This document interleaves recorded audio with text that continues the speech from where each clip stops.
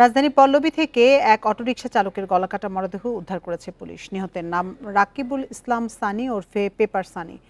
Bundle থাকলে প্রতি সেনমানিতে টাকা বাঁচবে। বিকাশ সেনমানি বান্ডেল কিনে জিতুন প্রতি লেনদেনে।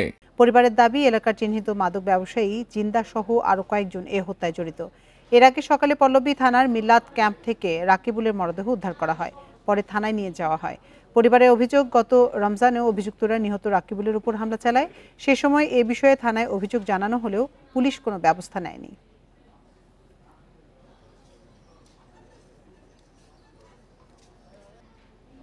বাসার থেকে আমি শুনছি একটু চিল্লাচিল্লি, তো আমরা পিছন সাইড না, যার কারণে হয় নাই, ওটা দেখি নাই আর কি। আমি রাত্রে চিল্লাচিল্লি শুনছিলাম, হইচই, তারপর থেকে আর কোনো হয় নাই। সকালবেলা ঘুমাতে উঠছি যখন, তখন শুনি যে এদিকে ডেড বডি ফালানো।